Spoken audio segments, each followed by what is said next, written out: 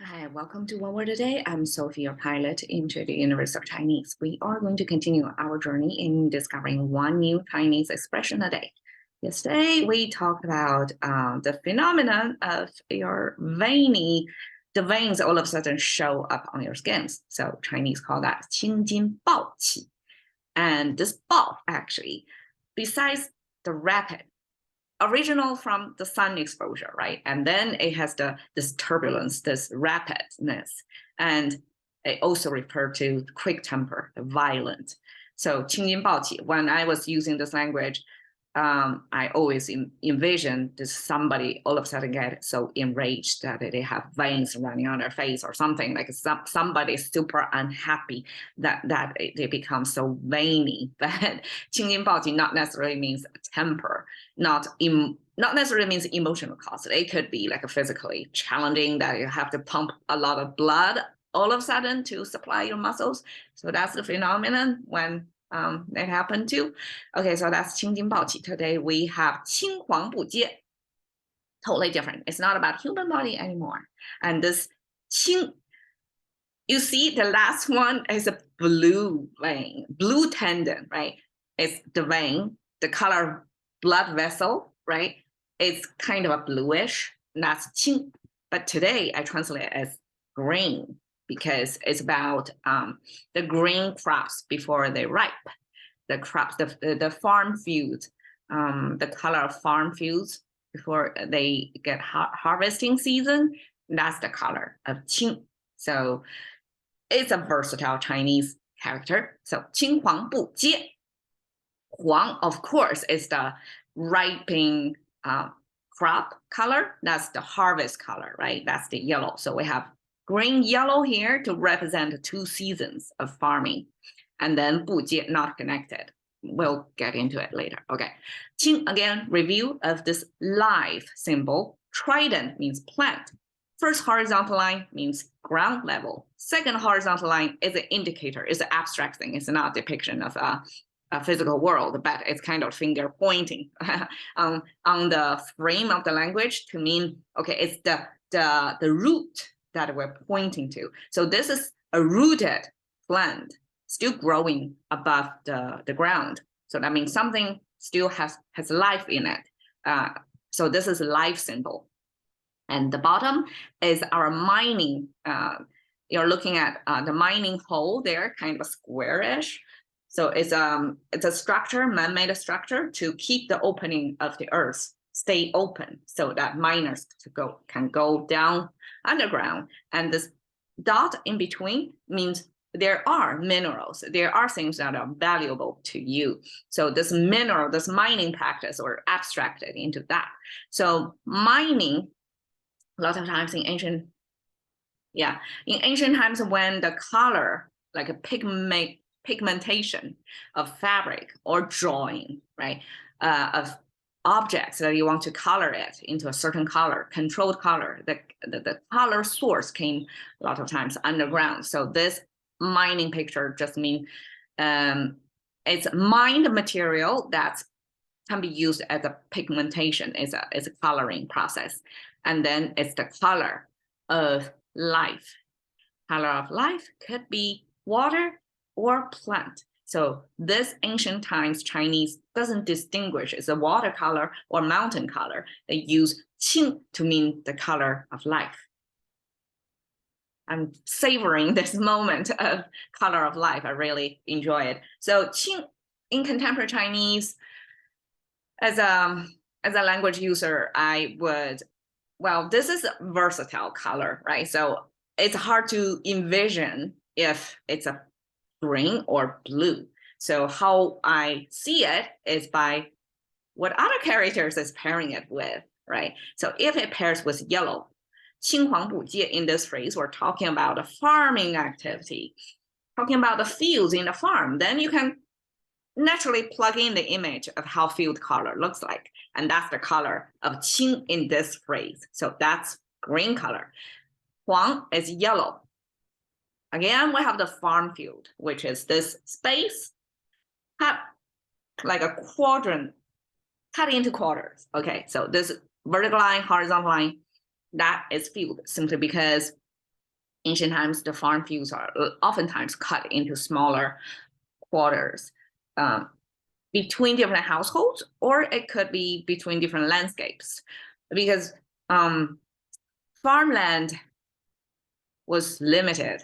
I mean, still limited in China. So flat, big areas of farming, farming friendly soil are limited in China. So a lot of times, different terrains, like even with slopes, that fields were not wasted either. Like diligently working farmers of China develop ways to farm on the mountains as well. So they created this kind of steps of flat area gradually along the slopes. So farm fields are not one big connected vast piece of land, but it's cut into smaller quarters that people farm on this narrow strip of land.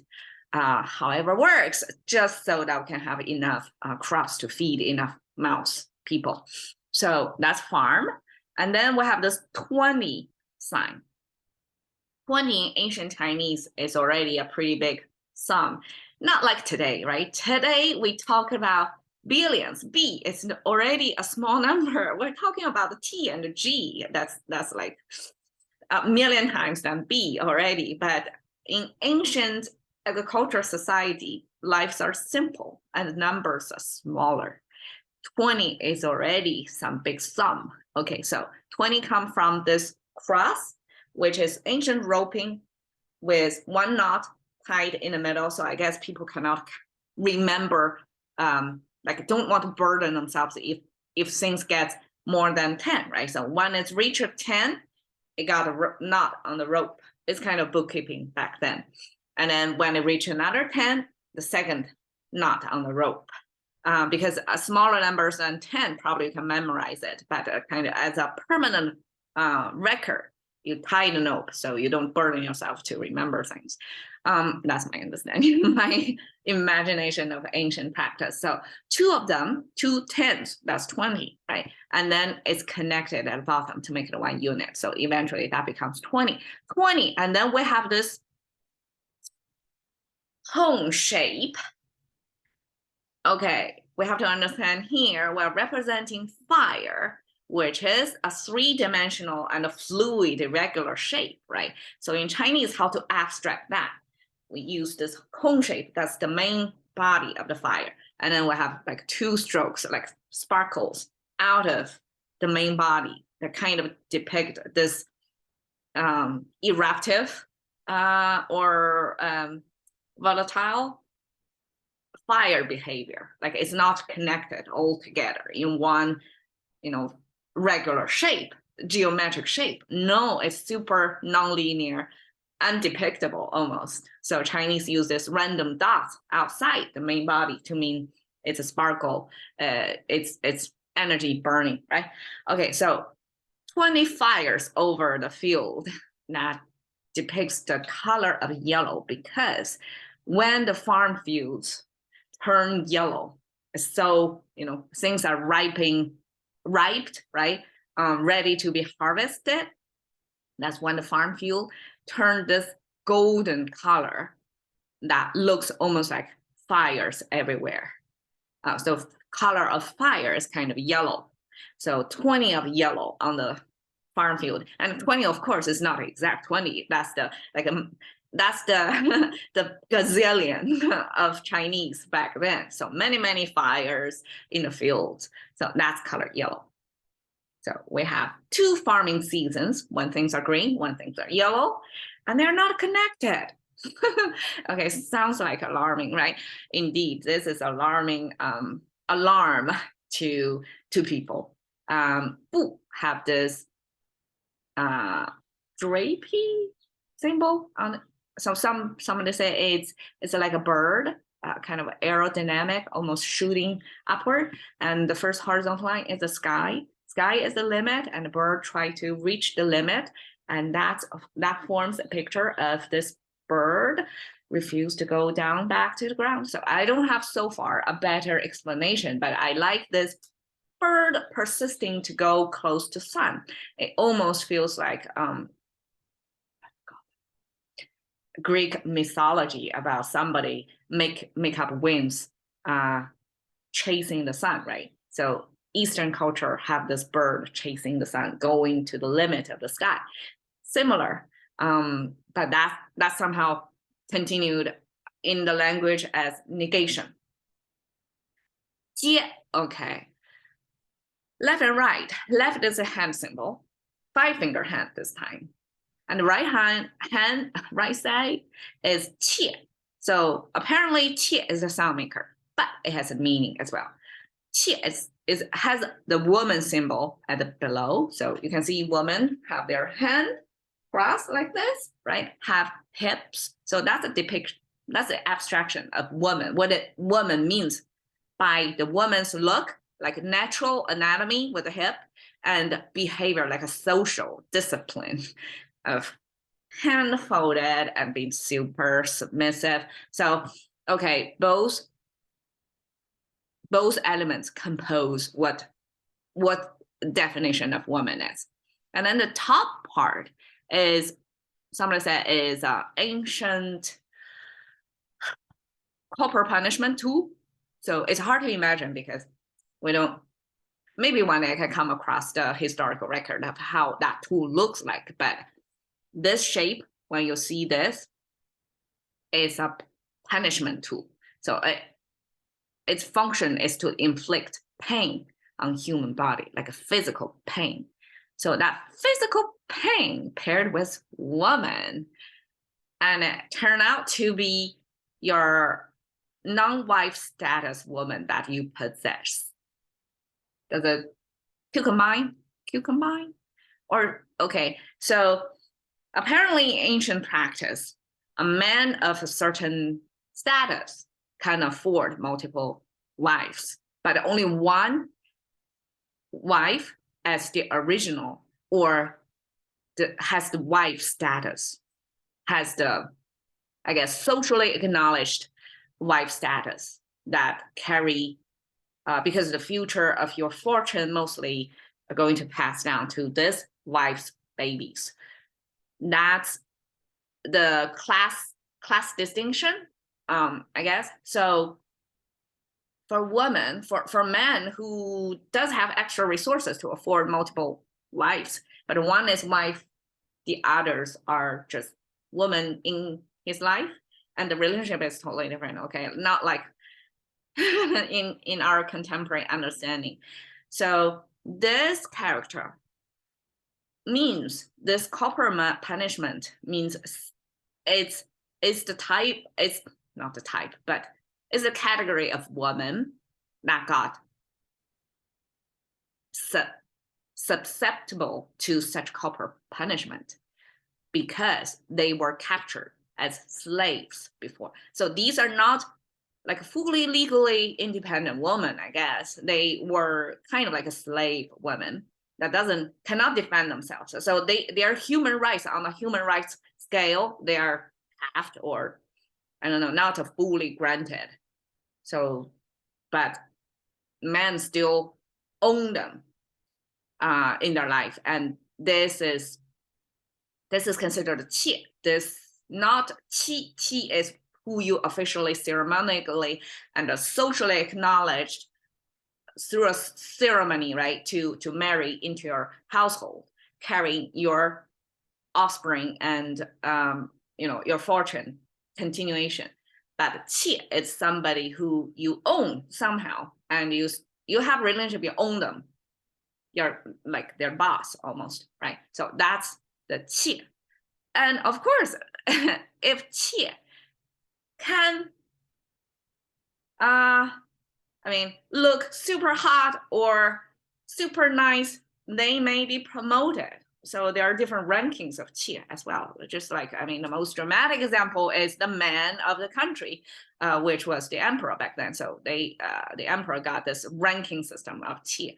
And there are all kinds of catfight and all kinds of historical based dramas. It's kind of a domestic drama, but it's tangled with politics, with themes, with the dark human side of there. So that's 妾. Okay, 妾 with hand together. That means the hand gesture or position that looks like qie, which is super expected to behave yourself because you're not even a fully human, like equal legal rights human. You're a woman who are probably not, probably defendless because you're owned by this man and doesn't have the full legal, wife status, and you're susceptible to punishment whenever the man likes, right? So it's pretty risky business to be in that position, and their behavior standard is to have their hand folded, even more so than a regular woman. And so that's depicting the connection between the two arms overlay each other in a folding position. So that eventually extended into connected. So sad story about how ancient women, some percentage of women were treated back then, and it was carried in this character, and still in today's language we use that. Like when I was using that, I never even look into why in the connection there's a woman symbol in there, like why so. Now I know the sad story back then. It's about their behavior. So I intentionally to show a woman here, to show contemporary happy living woman, a free woman. Apparently this is like a poster woman. It's a minority group in China. I believe it's Miao that heavy on their headgear, made of silver decoration. And I'm not sure if she is Miao, actually. This looked like a model just posing as working, in a farm field in a beautiful season, and she looked good, and everything packed together to create this visually pleasing life. That's the Miao women are having when they are harvesting, when things are still green. So I choose this picture because there is qing, which is this color, huang is this color. And what does it mean? 不接. It means your previously harvested crop from last year runs out when this year this crop is not ready to eat yet. So you'll basically run out of your food. 青黄不接 depicts this food running out of situation that huang was from last year. That's your residue from last year, the saved crops from last year. And the qing is this year's crop. So they cannot connect, means you cannot transition from last year's food to this year's new crop, and you're in trouble, basically. 青黄不接 depicts this status in contemporary Chinese, mostly it means a time when you run out of money, you run out of funding, you run out of talents, you run out of some sort of resources, in trouble, basically. So that's 青黄不接. Don't be misled by the picture. It's not a scene depicted here. On the contrary, it's a pretty dark moment when you don't have enough to pass over. However, that disconnect is, at that time, it's a trouble. Okay, cash into currency of thinking by one word a day with Sophie. See you next.